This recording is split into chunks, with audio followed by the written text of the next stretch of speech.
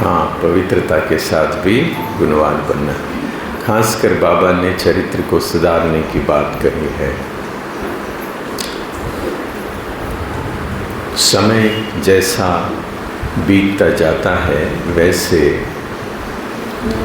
वातावरण भी चारों तरफ बदलता जाता है और मन बहुत ही भयभीत चंचल होता जाता है। कई सारे प्रश्न मन में उठते हैं कि क्या करें, कैसे आगे बढ़े।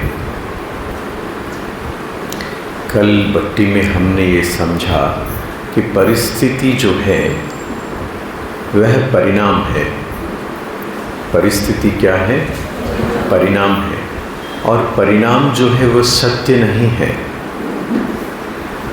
सत्य हमारी मनस्थिति है, सत्य हमारी आत्मिक स्थिति है। तो जब हम परिणाम को देखते हैं और उसे सत्य समझते हैं तो फिर हमें डर लगने लगता है।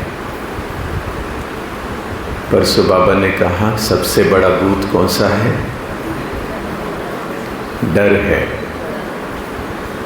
तो परिस्थिति परिणाम है और परिणाम को आसानी से बदला जा सकता है जब हम मन की स्थिति पर होते हैं।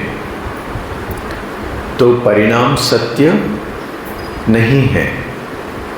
क्या सत्य है? हमारी मनस्थिति सत्य है।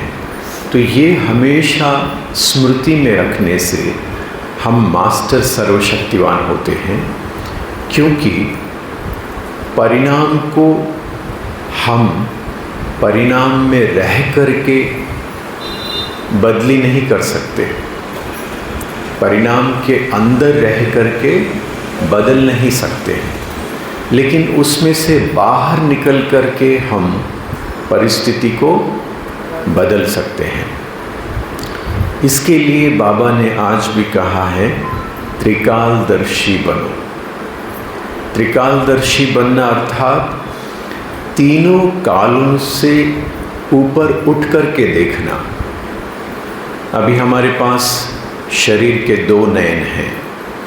इन दो नयनों से हम कहाँ तक देख सकते हैं बताइए? दूर दूर। इन नयनों की जो क्षमता है, यहाँ से आप शायद 1 किलोमीटर या 2 किलोमीटर देख सकते हैं, है ना? लेकिन ये क्या हो गया? एक वर्तमान का काल हो गया, है ना? तो दो आँखों से आप सिर्फ वर्तमान काल को ही देख सकते हैं, लेकिन तीसरे नेत्र से काल से पार देख सकते हैं। मतलब यहाँ से आप दिल्ली भी देख सकते हैं, अमेरिका में भी जा सकते हैं, यहाँ से आप मधुबन में भी जा सकते हैं। तो काल जो है वो कहाँ पर है? काल की सीमा वर्तमान, भविष्य और भूतकाल ये भौतिक जगत में है। समय की सीमा भौतिक जगत में है और बाबा ने हमें समय की सीमा से उठने की कला सिखाई। अकाल तख्त, जिसे कभी काल नहीं खा सकता, ऐसे अकाल तख्त पर बैठने की विद्या हमें सिखाई। तो दुनिया में इसे किस तरह से कहते हैं? सोचो, समझो, करो। सुने हैं? 3 स्टेप्स है। क्या है? सोचो, समझो, करो। इसको अगर सही तरीके से समझना है, इन 3 स्टेप्स को अगर सही तरीके से समझना है, वो है सोचना अर्थात देखना। मन से क्या करते हैं हम? मन से क्या करते हैं हम? सोचना। दुनिया में क्या कहते हैं? सोचो, समझो, करो। इसे अपनी भाषा में अगर हम समझेंगे, सोचना अर्थात देखना, तीसरे नेत्र से देखना। कोई कर्म आप कर रहे हैं उस कर्म का परिणाम क्या होगा उसे अभी ही देखिए। परिणाम कब आएगा?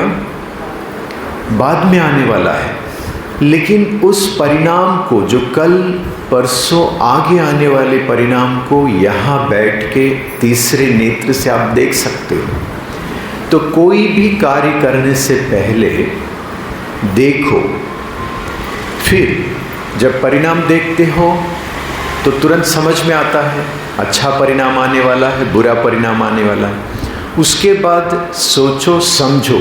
समझो अर्थात पूछो, अपने आप से पूछो, क्या आप वही परिणाम चाहते हो जो अभी आप देख रहे हो? अगर मन में कोई नकारात्मक विचार आया, ठीक है, हमने भट्टी में समझा संकल्प विचार ही असली कर्म है। याद है सभी को? विचार ही असली कर्म है। तो विचार करने से पहले विचार करके देखो कि ये विचार करूं या नहीं करूं, क्योंकि विचार ही तो फिर परिणाम लेके आने वाला है। तो पहले है देखो, फिर पूछो अपने आप से कि क्या ऐसे परिणाम आप चाहते हैं, फिर उसके बाद करो। तो दुनिया में उसे दूसरे शब्दों में कहा गया, कैसे? सोचो, समझो, करो। सोच समझ के करो, और उसे ही हम अपनी भाषा में देखो, पूछो और फिर करो। और जब आप अपने आप से पहले देखते हैं तो स्पष्ट हो जाता है। बाबा ने तीसरा नेत्र हमें इसलिए दिया है ताकि हम समय से पार देख सकें। दो नेत्र वाले समय के पार नहीं देख सकते, इसीलिए वो आज के सुख को ही चाहते हैं कि मैं बस आज जिंदगी है, आज को ही भोगूं, क्योंकि वो सिर्फ दोनों नैनों से ही देख रहे हैं, वर्तमान को ही देख रहे हैं। इस वर्तमान का भविष्य परिणाम क्या होगा वो नहीं देख सकते। लेकिन हम वरदानी आत्माओं के लिए बाबा ने तीसरा नेत्र दिया है, इसीलिए तीसरा नेत्र बंद ना हो, हमेशा समय की सीमा से पार देखने का, त्रिकालदर्शी स्थिति पे रहने का अभ्यास करना है। इससे क्या होगा? स्पष्ट निर्णय ले सकते हैं। ये 3 स्टेप्स फॉलो करने से आप सही निर्णय ले सकते हैं। कैसे? कोई व्यक्ति निर्णय लेने के लिए क्यों कंफ्यूज रहते हैं कि ये करूं या नहीं करूं, और कई बार मन इतना तेजी से दौड़ता है, क्या होगा, क्या होगा, क्या होगा, क्या होगा, मन को नियंत्रण नहीं कर सकते। तो यदि अगर आप सही निर्णय लेना चाहते हैं, यदि आप मन को नियंत्रण करना चाहते हैं, तो तीसरे नेत्र को खोल के देखें। अगर मन भटक रहा है तो एक बार तीसरे नेत्र से समय की पार देखें, फिर तुरंत ही आपका मन नियंत्रण में आएगा। जैसे अगर मन में बुरे विचार आ रहे हैं तो इसके परिणाम को आप तीसरे नेत्र से देखिए। लगातार अगर बुरे विचार करोगे, वही जीवन में परिणाम बन के आएंगे। तो क्या करना चाहोगे? नहीं, तो मन तुरंत नियंत्रण में आएगा। तो मन को कंट्रोल करने के तरीका है कि समय की सीमा से देखने का अभ्यास, परिणाम को देखने का अभ्यास, भविष्य को देखने का अभ्यास। यह सिर्फ और सिर्फ हम ब्राह्मण बच्चों को ही वरदान के रूप में मिला है। इससे यानी नियंत्रण आपके हाथ में आ गया। जैसे आप कहीं ट्रैवल करते हैं, कहीं जाना है, आप जाने के बाद नहीं सोचते हैं, जाने के बाद सोचते हैं कहीं गए हैं, उसके बाद अरे मुझे यहाँ पर नहीं आना चाहिए था, ऐसे सोचते हैं बार बार?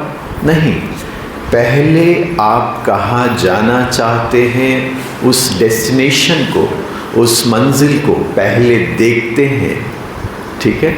जैसे अगर आप विदेशों में घूमने जाना चाहते हैं या मधुबन बाबा मिलन के लिए जाना चाहते हैं, तो पहले कब जाना चाहते हैं, कितने दिन रुकना चाहते हैं, क्या करना चाहते हैं, देखते हैं, और वो भविष्य की बात है। तो इस तरह हमें क्या करना है, अपने मन को नियंत्रण करने के लिए, अपने जीवन में जो परिणाम है उसे बदलने के लिए त्रिकालदर्शी होकर के अपने इन 3 स्टेप्स को फॉलो करना है। कौन कौन सा है? दुनिया की भाषा में नहीं, अपनी भाषा में। देखना, पूछना, करना। दुनिया वाले इसे क्या कहते हैं? सोचना, समझना और करना। तो इस तरह से हम सभी को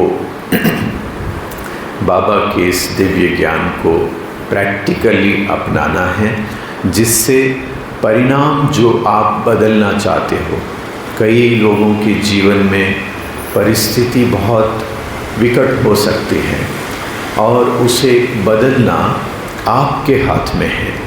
जैसे आप फ्लाइट में या हेलीकॉप्टर में आप ऊपर रहते हैं तो नीचे की चीज़ें बहुत छोटे छोटे दिखाई देते हैं। वैसे जब हम परिस्थिति में डूबे रहते हैं तो हमें बहुत मुश्किल लगता है, लेकिन परिस्थिति से ऊपर उठ के जब आप देखते हैं तो परिस्थिति बहुत छोटा लगने लगता है और आसानी से नियंत्रण में आ जाता है। तो इस तरह से हमें बाबा के ज्ञान को अपने जीवन में धारण करना है, ठीक है।